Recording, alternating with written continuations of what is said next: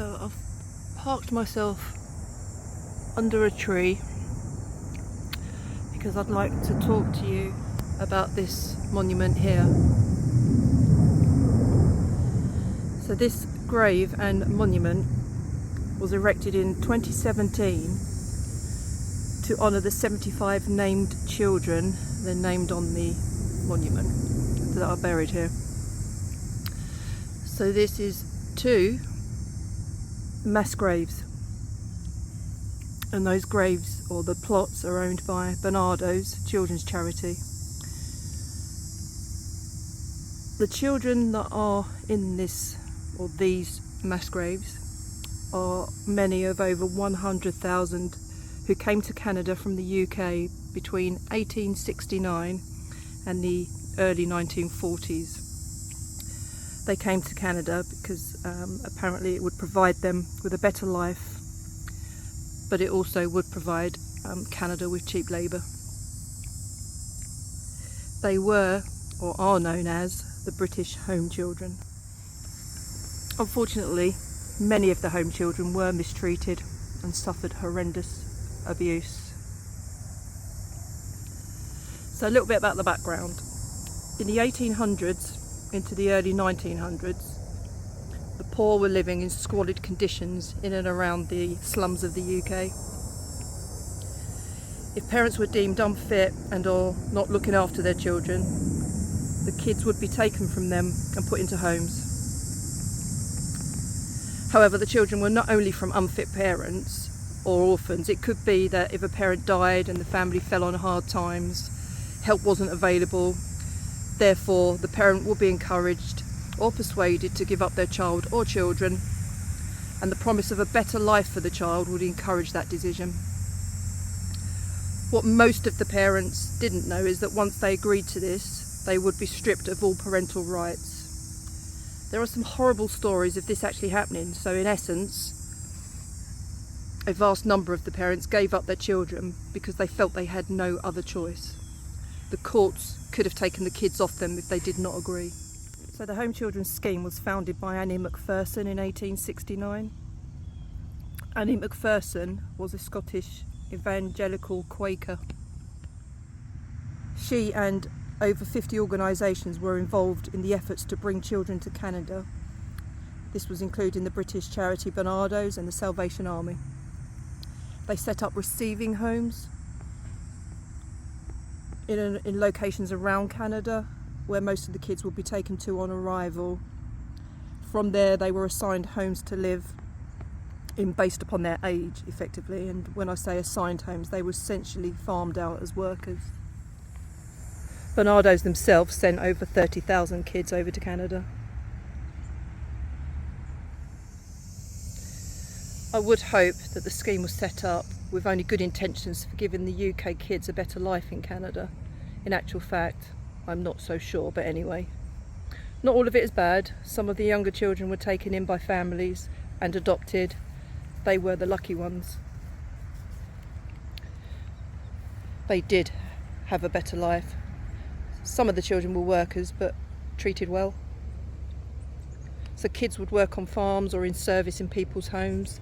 An awful lot of the children never had contact with their families in the UK ever again. Even siblings brought out together were separated. There's a lady called Laurie who is the CEO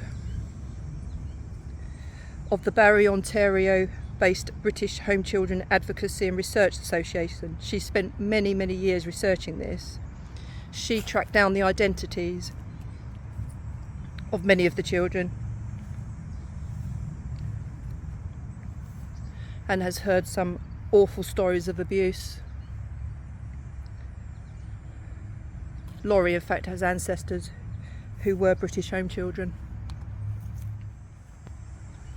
So there are stories of kids living in attics with no windows, or sleeping in barns, being forced to work outside in the snow with bare feet.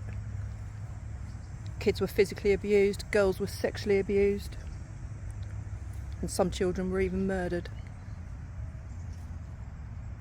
2 mass graves here. There is an article from 1905 on the death of a 15-year-old child. The autopsy showed she had been prodded with a pitchfork, was undernourished and poorly clad. She was bruised, she had severely frostbitten hands and feet, and she had a fractured skull. There is quite a lot of information that can be read on the internet if you want to learn more. I have included some of the links in the description of this video. And then obviously the discovery of these two mass graves. So 75 children in the graves have been identified, and their names have been added to the monument. At least one of the 75 was murdered, another died of exhaustion, some died from illness and others through suicide. 58 were children known as Barnardo kids, and 17 were born to young unwed mothers. And it is acknowledged that there are other children buried here, but their names or details are unfortunately not known.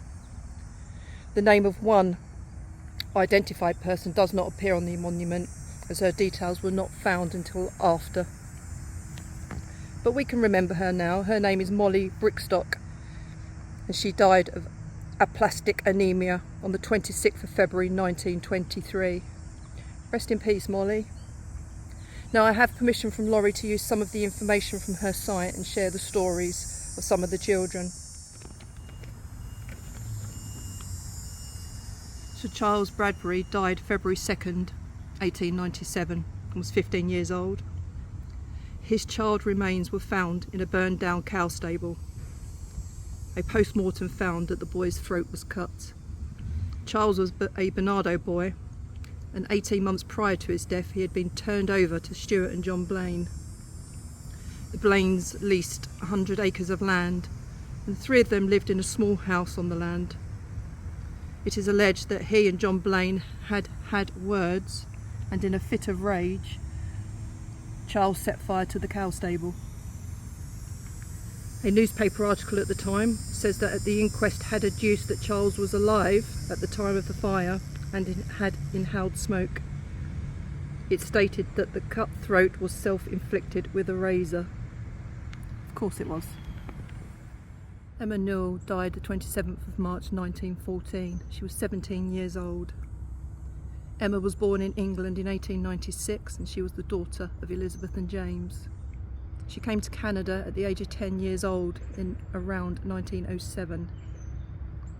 Emma passed away of septicemia around 8 days after giving birth to a little girl. Her baby, named after her, died around the 25th of July 1914 of malnutrition, and the baby was buried at Mount Pleasant Cemetery. Think what you will of that. Muriel Joyce Howard. She died the 10th of April 1926. She was 11 months old. So Muriel was born on the 7th of April 1925. She died because of terminal pneumonia. Rest in peace. Muriel was the daughter of a British home child called Violet Howard. Violet had arrived in Canada in 1922 at the age of 12 years old, and she was 15 when she gave birth to Muriel. And here's baby Ray. So baby boy Ray was the son of home child Dorothy Ray. He died because of a breech birth. His mother died shortly after him because of the birth. Yet baby Ray is buried here, his mother at a different cemetery, and Dorothy is buried at Prospect Cemetery in Toronto. Like Emma Newell, died within days of her baby, but buried separately from them. This is heartbreaking. I could go on and read all of their stories, but the video would be very, very long. And if you do want to know more, then as I have said, go to Laurie's website and you'll be able to read all about them and the great work that she and her team are continuing to do.